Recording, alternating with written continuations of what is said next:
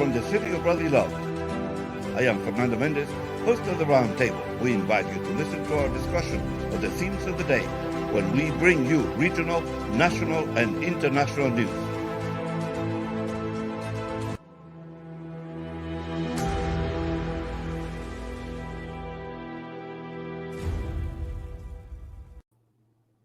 Señoras y oyentes de USA la Radio, welcome to the Roundtable, la mesa redonda desde el corazón de la ciudad del amor fraternal. Les habla Fernando Méndez, Dani Ramos controlando la máquina digital. Tenemos un invitado especial, un periodista, su nombre es Steve Holt. Es un amigo, full disclosure, we're good friends, and I don't know why it took me so long to bring Steve on board. But here we are.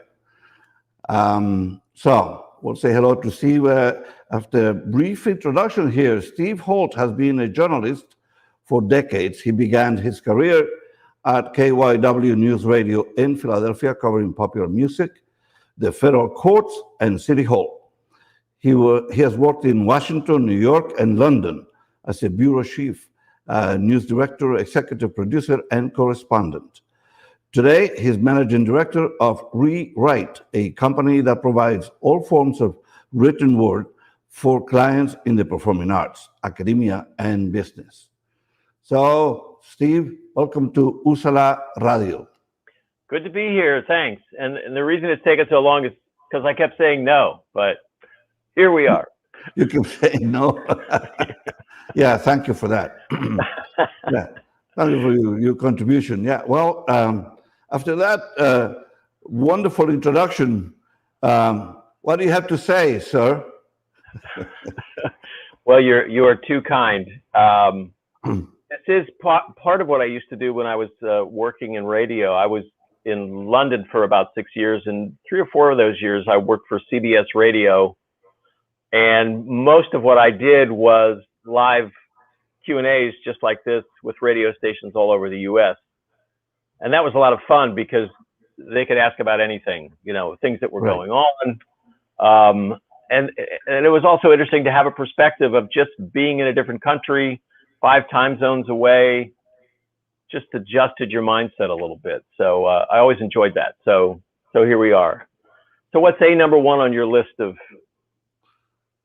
things? What's number one on your list of things to talk about, think about? Well, we have the main topics of the day. We can deviate from that, but it will be COVID, the resurgence of COVID, especially with that variant, Delta, I think, is taking over. There is news about Trump, as usual, not good news. You know, he must hire more lawyers and more of his friends will be leaving him, or former friends anyway. And then we have Cuba, trouble in Cuba, nothing new there. It has always been sort of squashed down whenever there is discontent. The Cubans have complained over the decades, but the government obviously not willing to listen. And now there's a large number of people in the streets, so they are being forced to change their tune. And it's a curious decision by the government to lift all the taxes they put on things that people bring to Cuba, mostly because they need everything, basically. Think Soviet Union in the 1960s, that's what Cuba is right now. Right. Basic necessities are just absent. I think it's, I mean, I'm not an expert on Cuban politics, but I'm always fascinated about the huge role. We're getting a little feedback here. Are we okay? There we go. I'm always fascinated by the huge role that Cuba has played in American politics ever since Castro came to power. Absolutely. And you know, no one in America, I don't want to say no one, but it's always confounded president after president. Poor old JFK inherited the Bay of Pigs plan, decided to go forward with it. That was a fiasco. Cuban Missile Crisis, embargoes, openings, reaching out, pulling back. Then there's the huge influence of Florida on American politics. You have now, what, 3 generations ago, but still a lot of people who fled Castro's Cuba in the 50s live in Florida and have not changed their opinion about Cuba at all.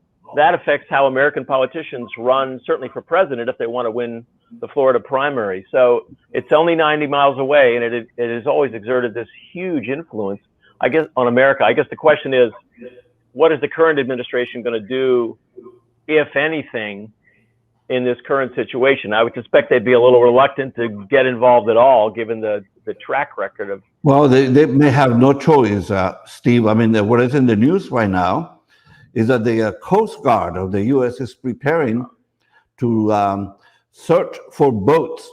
And this time, the people from Cuba will not be well received. They will be sent back to Cuba if they are captured trying to cross into Florida.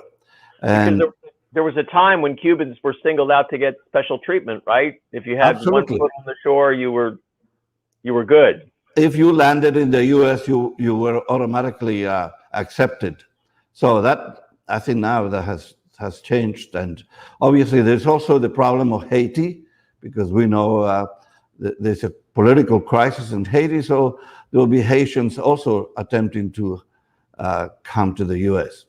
So those are problems this administration probably did not need at the point when there is a tremendous internal crisis because of the divisions in this country.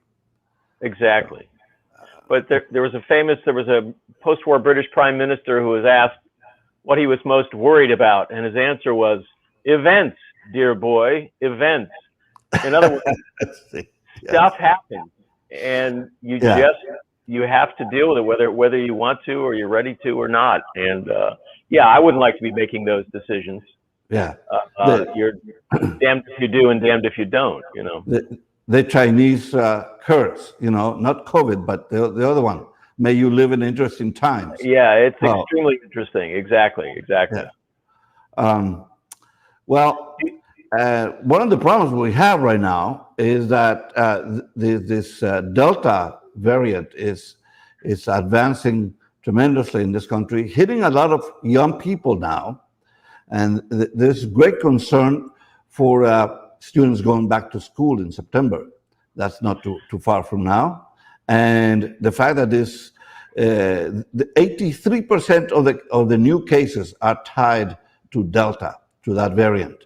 So that's a staggering high number. Yeah, absolutely. I think the problem is that this whole issue of COVID has been so politicized, and there is now such a huge critical mass of people who just, or at least say, they will never get vaccinated. What do you do? As Biden said the other day, we don't have a pandemic. We have a pandemic of the unvaccinated. Maybe a little bit of an exaggeration, but when you look at the fact that something like 99% of the deaths now are unvaccinated people, I mean, that's a shocking number, but it doesn't seem to have moved people's opinions. You don't? No, it is shocking, and I don't know if you heard about the report that even the Fox people, anchormen like Hannity and others, are now recommending vaccination. It's hard to believe. That's a whole other. I mean, I believe this was the man who said COVID was a hoax at some time. So exactly, and that's the big lie. The two big lies: that Trump won the election, and the other one that COVID is not a threat. I think news media, television hosts will do fine no matter what. But I think politicians on the Republican side may have dug themselves a terrible hole. And you see some of them changing their tune or coming out a little more strongly in favor of vaccinations. They seem to have been so terrified of losing the support of Trump or of Trump supporters. Now, when they're starting to see, we really have to change our position, Is it going to be greeted with howls of outrage from their former supporters? Or they, how is that going to play? They've dug themselves into this position so deeply. There's no turning around from it. I heard Mitch McConnell made a statement about COVID yesterday. Yeah. I don't know what it was, but he said something along the same lines. But get vaccinated. So right, and in fairness, he's not one of the ones who've been saying, "Oh, vaccinations are wrong or bad," but nor has he. He was pretty quiet for a long time. He didn't promote anything. Right. He did say, and I thought this was interesting because he put it in personal terms, and I tend to forget this. He had polio as a child, and he harked back to that experience, and he said, we weren't objecting and protesting in the streets when the polio vaccine came out. And this is just important. But will people listen to him at this point? Will people who think that the vaccines will magnetize them, are they going to listen to anybody at this point? Seems unlikely. Well, that is why Biden also complained about Facebook. Right. He actually went a little too far, saying Facebook is killing people. Right. But in fact, what is killing people is the misinformation. Sort of deliberate attempt to tell people the wrong things from the ingesting Lysol to this blue light that would cure COVID, and that is all coming from the same brilliant source. And the thing that's fascinated me about that is, has something changed to make so many people willing to believe things that to so many other people are absurd on their face? When did our respective realities diverge so much, and why did that happen? It's like the old Groucho Marx line: who are you going to believe, me or your eyes? People seem to have lost the ability to make reasoned judgments. Instead, it's just, I'm angry, ... So yes, Groucho Marx had some great lines, like I would not be a member of any club that would have me as a member. Yeah, well, there's actually a club in London called the Groucho Club, which is sort of built upon that same concept. But yeah, that's the fascinating thing to me. Why are these ideas so popular? And you look at history, there have been many occasions which in retrospect seem crazy. In, I think, the 17th century, there was the tulip mania, where people began investing, There's been all those crazes and fads, and then they disappear. Or there's the belief that the world is going to end on a particular date. That date comes and goes, and oh well. Remember Y2K? Was it what? Right, yes, exactly. Right. Yeah, that's one of those. And the other one right now, the most present one, the most immediate one, is that Trump is coming back in August. But wasn't he coming back in March? I mean, that's the thing. It's like, how do you readjust? Oh, well, this time, It's a very flexible prophecy. Well, and also the fact when it doesn't come true proves it to the true believers. Well, this just shows how powerful the anti-conspiracy is, right? Yeah. They must be powerful if they prevented this from happening, so you can readjust the clock. But why? Do you know why a particular date in August was chosen? Was there any significance to the date? Because I think they just keep setting targets. Supposedly, because by August, Mr. Trump was going on a tour around the country. I think it's part of a tour that supposed to start in Florida and then going to Texas and all that, filling stadiums with Mr. Trump and his good friend who was accused. Huh? Well, there's so many good friends. I'm sorry.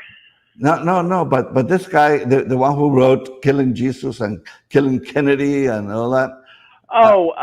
Bill O'Reilly. Yes. Bill O'Reilly, exactly. So, but it turns out that they could not sell tickets. So if you look at the layout of the stadium, there are many tickets that were never sold. On that note, Steve, we're going to take a short break here en Usa la Radio. Les habla Fernando Méndez. Estamos en una conversación con Steve Holt. Danny Ramos, controlando la máquina digital. Regresamos en un momento.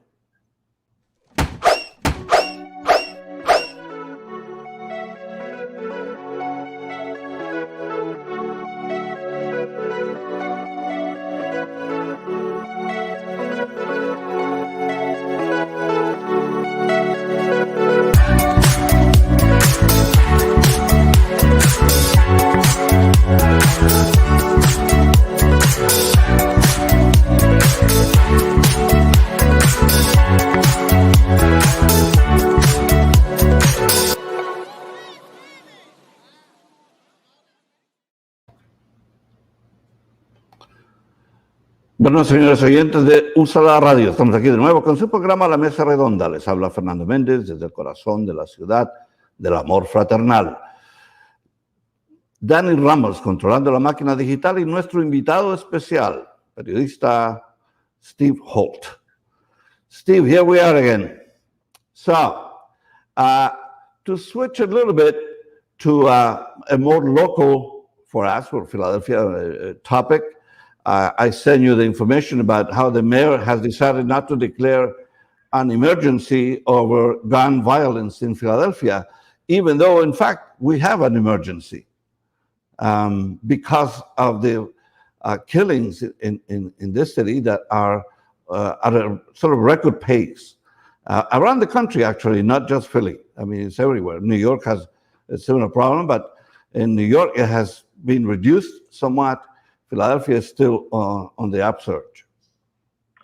Yeah, it's, as you know, I spend a good deal of time in New York. Clearly, it's an issue, and it played into the recent Democratic mayoral primary. In New York being so heavily Democratic, the primary is in effect the general election. And the I guess, all but official winner is a former policeman who's a Democrat, but he is not on the defund the police end of the scale by any stretch of the imagination. He also happens to be African American, and he seems to have kind of done a very delicate balancing act. You know, some of his core constituencies are very concerned about the rise in violence. So far, that's one place where it's done okay. And again, as you point out, although there has been an uptick in violence in New York, I don't think it was as extreme as the one in Philadelphia. And I believe, as disturbing as the numbers are, they're still well below what they were, you know, way back in the 90s and things like that. But it's definitely a political issue. And for your mayor, Mayor Kenney in Philadelphia, again, I wouldn't want to be in that seat. I can easily see him saying, yeah, we'll declare an emergency, and having a huge backlash as a result. So apparently he made the calculation that at least right now, he's not going to go there. Is he getting a lot of grief for it? Well, yes, he is. Kenney sent a letter to Council Member Jamie Gauthier, who for months has been pushing the administration to declare an emergency and treat gun violence as a public health crisis. But in spite of the calls from many leaders in the city, the mayor decided not to go that way. He said that he will not declare a state of emergency over the city's gun violence because such a move is not a solution that will change conditions in Philadelphia. Now, what is his relationship with the police department? Good, bad? I think in general is sort of neutral. I don't think it's like animosity or great love for the mayor. The police department is mostly upset at the DA because they think of him as being too liberal. So that's they think that the courts are too liberal, and they think the DA is just not treating crime the way it should be, and they attribute the increase in crime to his stance on he actually has a decent stance on petty crime, saying that he doesn't want to fill the jails with petty criminals. But that creates sort of an ambience in which criminals feel okay, I guess, about committing more crimes. Right. And that's a 180 from, if you cast your mind back, and again, going back to New York in the 90s, when Bill Bratton was Mayor Rudy Giuliani's police commissioner, a lot of labels are applied, broken windows and all this kind of stuff. But what Bratton did was analyze the numbers. He was in charge of the transit police first, and something like 80% of the crime was committed by 10% of the people. And a huge chunk of those people were what they call in New York fare beaters, the people who jump over the turnstiles. So they began busting the fare beaters, and surprise, surprise, crime went down. Enough years go by, and pretty soon the emphasis on low-level crimes begins to be resented in certain places, and it's just seen as hassling, in many cases, young African-American men. So the pendulum swung a bit. And, you know, I've spent most of the last 30 years arguing with people about why crime went down so far in New York. And you know me, I'm a middle-of-the-roader. A lot of people want to say, oh, Rudy Giuliani did it. There were a host of factors. Yeah. The fact that the population got older and older people commit less crimes. But in any event, crime went way down in New York City. It's among the safest places in the country. But Bloomberg had that stop and search policy. What happened with that? Well, initially it was, oh, this is great. I always compared it to a medical test because they had a huge number of, I guess you'd call them false positives. A tiny, tiny percentage of the people they stopped actually had a gun on them. And at some point, you can't stop and frisk everybody, but the numbers were so high that all they were doing really was annoying huge chunks of the population, and in most cases, not getting any more guns off the street. So that was adjusted. Did it lead to more gun crime? I don't know. I don't know. So it's this delicate balance between what's really going on the ground and the politics that are happening at any given moment. Looking down the road, yes, there's been criticism of Mayor Kenney. How serious is that criticism going to be? Is he going to be able to get on top of this without a state of emergency? Or is he just giving away his biggest weapon, so to speak? Yeah, it could be. But anyway, there are certain areas of the city where there's more crime, and it's where Blacks and Hispanics live, and they feel that there is a neglect on the part of the authorities to enforce the law in those areas, and that's why we have another big problem here. Is these people with no mufflers on their motorcycles and these machines that are not even supposed to be on the street. You know, they're more for mountain driving than for the city, and they drive around making a lot of noise. They arrest them, or they stop them. They confiscate them, and I don't know. They have more and more of those coming out. So somebody is spending an awful lot of money to put them out in the street. I'm always baffled by that. You know, New York right now, COVID has thrown everything up in the air. But in the last couple of years, the number and type of vehicles on the street has exploded. You don't just have cars, trucks, and bicycles. You have scooters, motorized scooters, electric bikes. You have bike lanes, but people don't pay any attention to the directions. I never see any enforcement. Right. Now, you can't bust everybody, but I always assume that you bust enough people, the message gets around and people stop with the behavior. But clearly that's not happening in Philadelphia. Yeah, I don't know. They just have been unable to solve that problem. And so they closed some of the most, the streets that are usually the venues where they choose to drive those vehicles. So South Street in Philly is one of the preferred venues, and they close that for a time and to impede their passing, but then they go elsewhere. So I don't know. It's one of those problems that will require a more brain power than we have, So we can talk about the IQ later in this show. But yes, gun violence is one of those things that has been with us for so long. And it doesn't matter. Anytime there is a killing in the school, anytime there is a famous person killed with gun violence, there is all this conversation about new laws, about more drastic measures and all that, and then nothing happens. Nothing happens, yeah. Well, this is an easy punching bag, but at least until fairly recently, the National Rifle Association was hugely influential, had a lot of money, spent the money, contributed to political campaigns, was very aggressive in a media standpoint. Now it's fighting for its life. You know, it's declared, I think, bankruptcy. It's tried to relocate to another state. Its leadership is in turmoil. Who knows? On the other hand, they've been around so long, maybe you don't even, if you agree with them, maybe you don't even need a National Rifle Association anymore. If you have politicians on the one hand and a huge chunk of the country on the other hand will not even consider any reduction in the ability for anybody to buy a gun. It's such an absolutist position they've taken, in my opinion. We don't want any background checks. Well, if you buy it at a gun sale, we're not gonna check it. On and on and on. And as you point out, a horrendous shooting happens in a school or with some famous person, and nothing happens. On the East Coast, I'm sure this is Philadelphia and New York as well.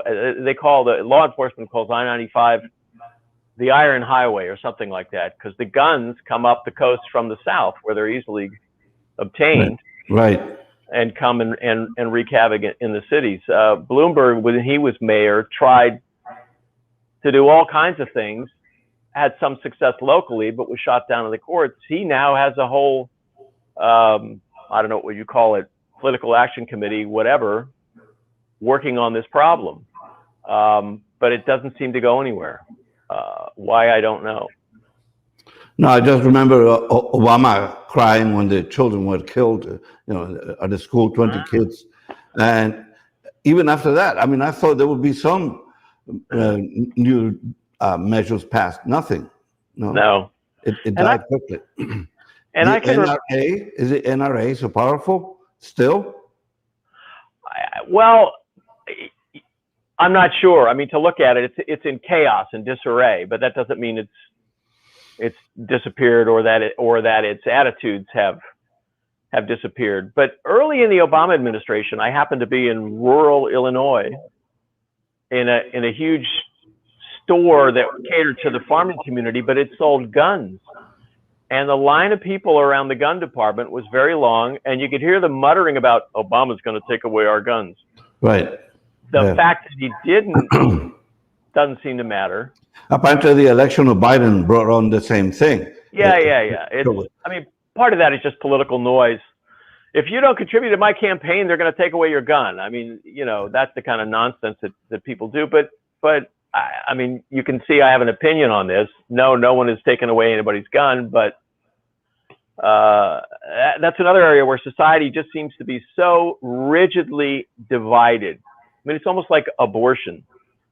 It's very hard for the two sides on that one to see, well, okay, we'll meet in the middle. There is no middle. Or there is perceived to be no middle. And I don't know what you do in a case like that.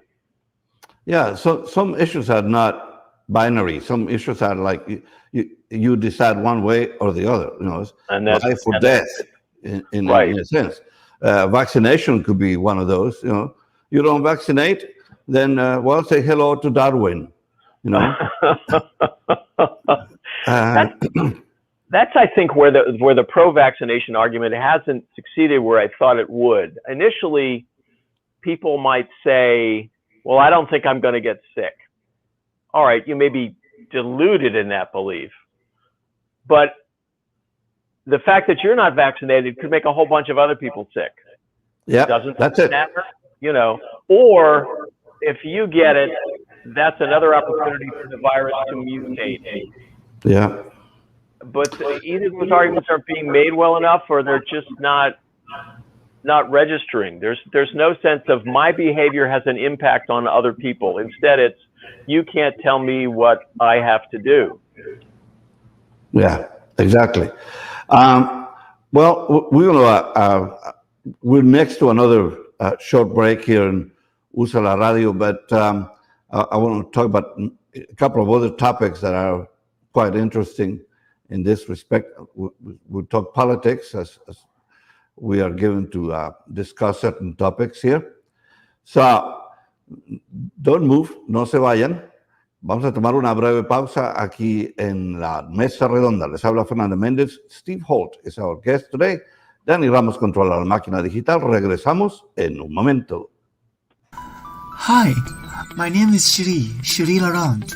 For the first time, from the land of Down Under and the USA, an open conversation, uncensored, truthful, open and honest, on Don and Shri, who will discuss a wide range of subjects from music, art,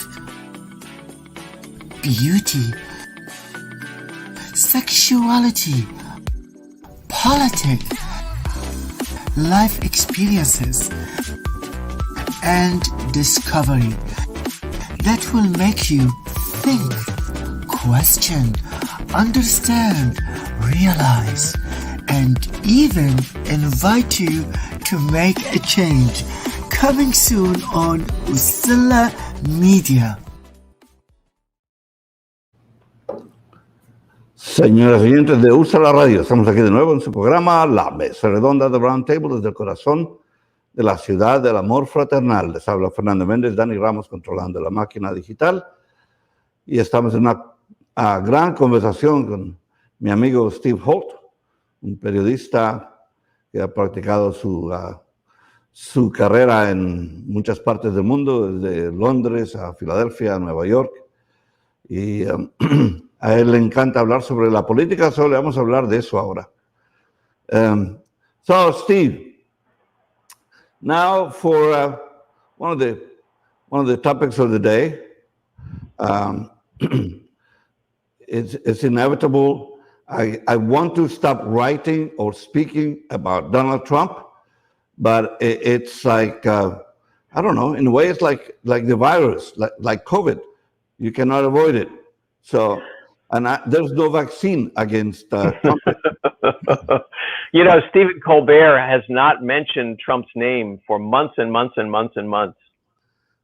You know, and frequently on his show, they'll show clips from newspapers or news sites, and there'll be asterisks over the name, or they make up a funny name or something like that. Right. Just, you know, that's his way of doing it. But you're right; it's hard to get around it. I mean, every day there's something new. There's a colleague who's been arrested. He's made a statement. Someone has gone to Mar-a-Lago to get his endorsement. What's at the top of your hit list for Mr. Ex-President? Well, right now, first of all, the big lie that he won, he did not win.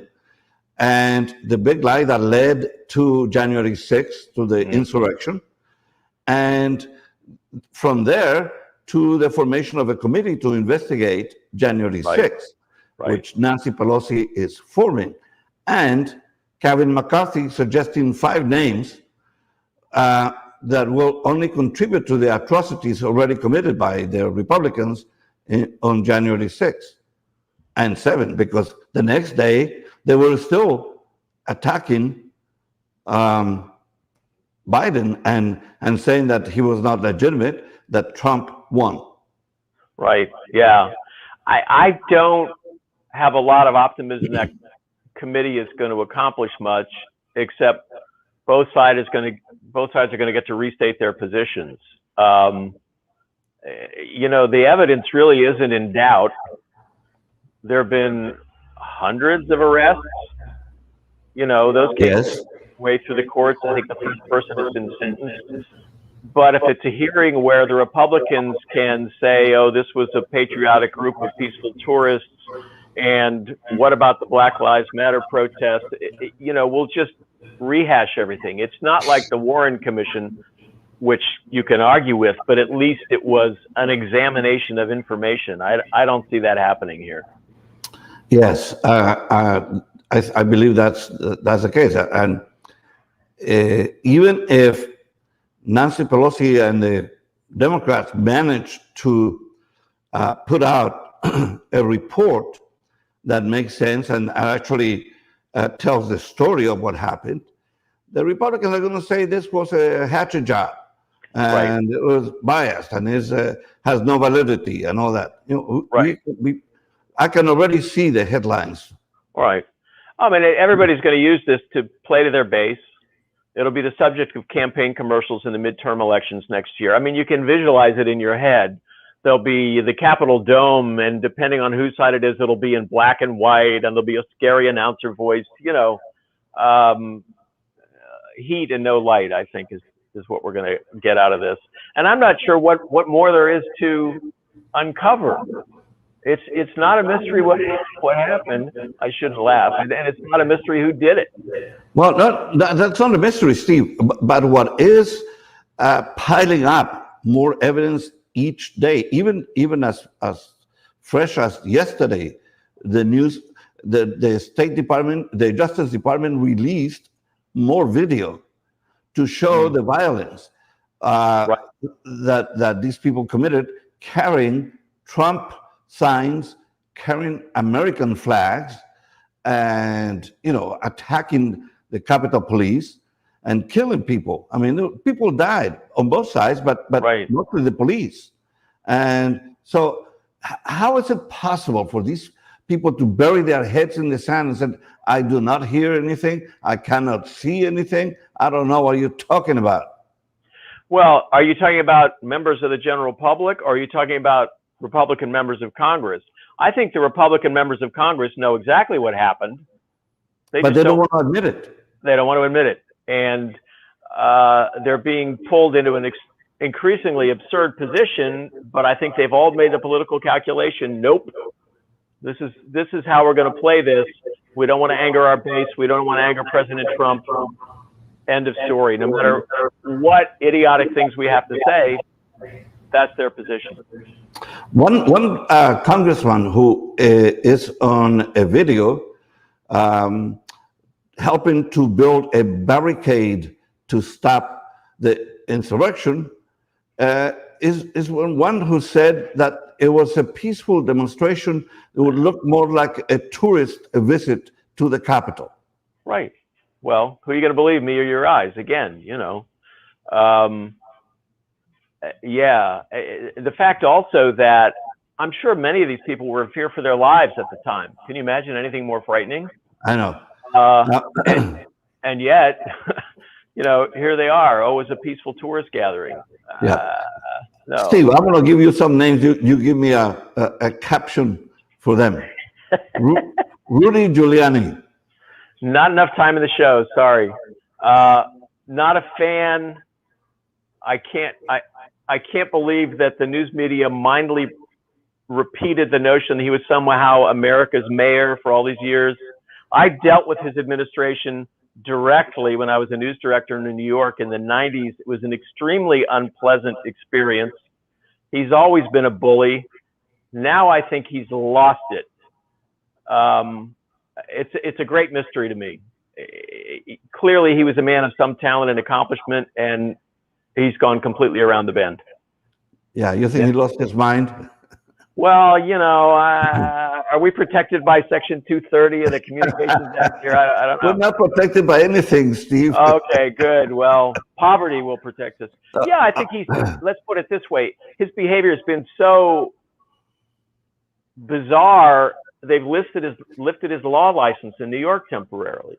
Yeah. The statements he's made and the things and he's DC said. also, by the way. DC also suspended. Oh, DC did it too. Yeah. That never happens. So why, I don't know. But yeah, I am not a fan of. Okay, a couple more names. You probably should have a reaction to this very quickly. Bill Barr. Not a fan also. I mean, he's lately sort of redeemed himself by saying some semi-rational things, but his full-throated defense of some pretty outrageous Trump administration activities, hard to fathom. Yeah, he misled the public with his interpretation of the Mueller report. Yes, clearly, deliberately. Yeah. He acted more like Trump's lawyer. Right. And there again, someone who in the past was seen as a fairly reasonable person. What happened? Don't know. Not a fan. Yeah, I don't understand. It's really hard to believe. Kevin McCarthy. I have nothing to say about him. I think he's a pretty contemptible person. Mitch McConnell. Almost as contemptible. Actually worse, because he's competent politically, but he's one of those politicians who will brag about voting against government aid programs and then brag to his constituents about how much money Kentucky got from those government aid programs. Exactly. I mean, completely shameless. Yeah. Although, again, I give him points for saying time to get vaccinated, but still. And, he's declared both of Obama and Biden that his job is to obstruct the president. Well, that's not really his job. His job is to be the loyal opposition. His job is to represent his party, but his job is not to ensure that the other party only has a one-term presidency. Right. The hypocrisy of, we're not going to let Obama name a Supreme Court justice this close to an election, and then much closer he let Trump name a, you know what I mean? It's just exactly manipulative, dishonest, and dedicated to enriching himself and his wife, by the way. So another one, Lindsey Graham. Ish. I'm speechless. He just says so many idiotic things. He's a man of no principle, and I think that explains a lot of folks. They love power. End of story. They will do and say anything to stay in power. I hold him in complete contempt. Yeah. Strongly worded letter to follow. What was that? Strongly worded letter to follow, as we used to say in Telegram. How about Mike Pence? I never understood Mike Pence. I thought he was a non-entity. He did rise to the occasion on January 6th, and he actually voted to certify the election as he was required to do. But I believe he was a talk radio host. His biggest accomplishment to date. Yeah. I don't understand that guy at all. I mean, Trump tried to kill him. His people tried to hang him, and he's still defending Trump. Yeah. Well, back to my remarks about power. I mean, yeah. I don't know why they are so afraid of Trump. All these people, if they got together and with one voice condemned him, he would not have that influence that he has. But they are incapable of doing that. No solidarity there. Two people that often seem to be sort of at the edge of transforming themselves, Lisa Murkowski and Mitt Romney, and yet they line up behind Mitch McConnell all the way. Yeah, they're interesting. Part of me wants to admire them for their courage, but then they're not terribly courageous. I mean, I remember, 2012 when Romney ran? Yeah. And he came to New York to essentially kiss Donald Trump's ring before. And I just was like, why are you doing this? This man is a clown, Lisa Murkowski, I don't agree with politically on most issues, but boy, oh boy, she stood up and said, no, I'm not going to stand for the big lie, and was punished as a result. I think it's hilarious. Pelosi named her to the investigating committee. But no, I can't quite cross over the line on either of those. Well, I would like to recognize two people who have said hello to us. Ellen Hutton, my wife, and Margie Smith, who just said, hello, Ursula. Hello, Margie. Oh, there she is. Look at that. And she says, hola, Ursula. So we have to invite both of them on the show. Oh, yeah. So, Steve, we're about to take another break here, the last break in this program. Time is flying here, man. So we have a couple of things that we haven't touched yet. And so we will do that on the other side of this. We'll ask you a very important question that I was saving for the end here, for the last segment of our program. I'm really proud to have you on this show. I think you're going to have to come back more than once. Okay? So I'm going to have you sign the document. Obviously. I'm going to have you sign the document promising to be here. Señores oyentes, no se vayan. Estamos aquí en USA la Radio. Les habla Fernando Méndez. Estamos en compañía de Steve Holt, un periodista de Nueva York, y nuestro colega aquí, Danny Ramos, controlando la máquina digital. Regresamos en un momento.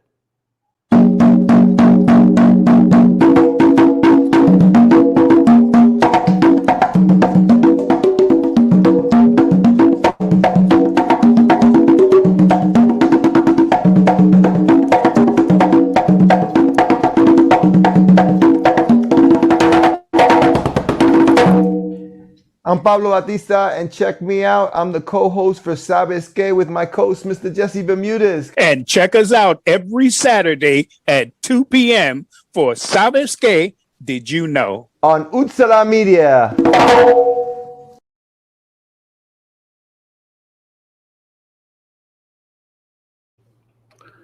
Señores oyentes de USA Radio, estamos aquí de nuevo con su programa La Mesa Redonda. Les habla Fernando Méndez. Estamos en compañía de Steve Holt, un periodista de Nueva York, y nuestro colega Danny Ramos, controlando la máquina digital. So, we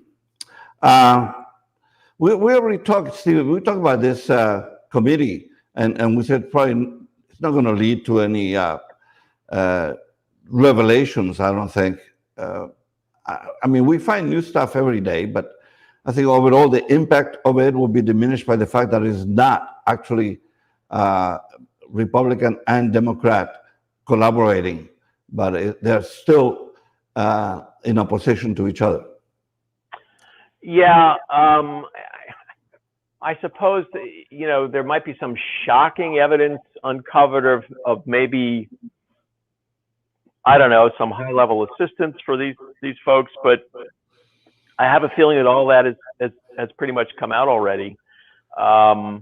And also, it's like the other issues, talking about gun control, vaccine, whatever, the public's mind is made up. Yeah. One side or the other, it's like, this is what happened. And so, and maybe I'm looking at the past with some sort of golden glow, but I think the Watergate hearings actually changed some people's minds. Yeah. They learned things from them and went, and modified their position. I just don't see that happening in this case. And I don't either. I think in this case, I have to express the same idea. I'm pessimistic about whatever we expect to get from here, especially because it's not bipartisan, and that's immediately going to make it a suspect report. One question. One of the things that made a lot of noise around the country was this whole thing about defund the police. And so that's part of a sort of a leftist leaning of a segment of the Democratic Party. How do you think that would affect any candidate in the future coming to run as a Democrat against the Republicans? Good question. Again, I go back to the recent New York mayoral primary. The most progressive candidates didn't win. A former policeman won, who said, no, I don't want to defund the police. I guess my problem with the issue is defund the police is a slogan. It can mean anything anybody wants it to mean. It could mean literally getting rid of your police department. It can mean taking some money away from the police. It can mean a whole host of things. So when you actually start saying, okay, what are we going to do? There's a zillion possible answers to that. Also, inertia is a large part of the political system. Yeah. Anybody running for, let's say mayor, we'll get the president in a second. Anybody running for mayor has to deal with the police department. In many cases, has to deal with the police unions. So there's a limit to how far they're going to go. Now, for a national candidate, I don't know. Joe Biden did pretty well being a kind of middle of the road candidate the last time around. Maybe that was special circumstances because who he was running against and where things were. I have friends on all sides of the political spectrum, And I try to remind the people on the farthest end on both sides, America is not a radical country, at least at this point, either left or right. Right. Pretty Exactly. middle of the road. And if you want to win a presidential election, you're going to kind of have to be middle of the road. And you remember a lot of progressives were, oh, Biden will be the worst candidate, blah, blah. They've all been kind of surprised by some of the things he's done. They haven't gotten everything they wanted, but nor have they been totally disappointed. And that's how you win national elections. But, you know, another extreme candidate like a Trump on either side might show up and prove me wrong. I don't know. So, in that vein, one of the things that many Democrats are proposing is to do away with the filibuster, because that is the only way many of the laws proposed by the Democrats are going to pass. You know, from infrastructure to school reform, anything. So. Mm-hmm. Well, it's one of those be careful what you wish for things, I think. I mean, I haven't read on this recently. I used to be much more up on this, but it's far more tradition than anything else. I mean, there's nothing in the Constitution that says, oh, actually, you need 60 votes, blah, blah. I can see it's terribly frustrating for the Democrats. I would be happy to see a lot of what they want passed, in fact, get passed. But I'd be worried what happens 2, 4, 6 years from now if they get rid of the filibuster and suddenly they find themselves, you know, at the mercy of another party. Yeah, but Steve, what do you think Mitch McConnell would do if he was right now in a position to rule over the Senate and Congress? What do you think he would do at this point? Oh, he'd ride roughshod. I mean, there's no question about it. Exactly. I mean, you're right. The Democrats are running out of choices. Personally, related to this, I'm glad that so far President Biden hadn't decided to pack the Supreme Court. I think that would have been a bad idea. Yeah. That seems to be the most hot button of these issues. You can't get a nominee through. I'd be far more interested in looking at term limits for Supreme Court justices. Back in 1789, nobody lived this long, right? Right. Exactly. Somebody suggested 18-year terms, and every 2 years somebody else gets bumped off, and every president gets to name a couple of justices at least, and it's not locked in stone. Then it becomes much less of a desperate fight. Oh my gosh, if this justice gets in, we'll be stuck with for the next 30 years. It kind of takes the heat off of that. But the filibuster, you're absolutely right. The other side would have no scruples. Well, that's the fear right now, that if they don't do away with it, they're not going to be able to pass many of the things they wish to do with the Biden agenda. So, you know, Steve, we need probably another hour to discuss some of these topics. So, like, we're running short of time here, but there were a couple of things. Jeff Bezos decided to fly into space, and he says he's creating a highway for the future. And I think what he's doing is creating a highway to escape from paying taxes. We just amend the IRS code to cover, you know, the galaxies. I watched a good bit of both his flight and Richard Branson's. Branson's just more of a fun guy. I mean, this is what he's done his whole life. He does wacky things. Less pompous about his achievement, I think, amazingly enough. Neither one of them shy in retiring. I spent, as you probably know, in the 80s, I covered a lot of the beginning of the space shuttle program. And of course, as a kid growing up, I was fascinated by Voyage to the Moon and all that kind of stuff. Watching both these gazillionaires and their admittedly incredible accomplishments, as Isaac Newton said, I have succeeded because I've stood on the shoulders of giants. These guys benefited from half a century of NASA's successes, failures, the money they spent on research, all this kind of stuff. Right. You know, they weren't starting from nothing. Oh, yeah, right. This is how you have to re-enter. Oh, okay. This is what's going to happen to the human body, blah, blah, blah. and I would have liked to have seen a little more tip of the hat. Because Well, Bezos did recognize some of the achievements of the past, from Armstrong to Right. Earhart and all that. But anyway, so Steve, thank you. Thank you for coming on my pleasure. radio show. I hope this is only the first of a whole lot of hours you're going to spend with me on Usala Radio. Well, I enjoyed it. First time I've been on the radio with pictures. I don't know. This is very newfangled to me. I don't know if this Yeah, I know. You say you had a face for radio. for radio. Yes, it's true. Yeah. Now we have radio and TV. Anyway, All right. thank you again. And señores pleasure. oyentes, muchas gracias por su sintonía en el día de hoy. Se despide Fernando Méndez, Dani Ramos controlando la máquina digital. Estuvimos en una conversación con nuestro amigo, colega, periodista Steve Holt. Los esperamos a ustedes. Hasta la próxima. Bye, Steve. Thanks. Greetings from the city of brotherly love. I am Fernando Méndez, host of the Roundtable. We invite you to listen to our discussion of the themes of the day when we bring you regional, national, and international news.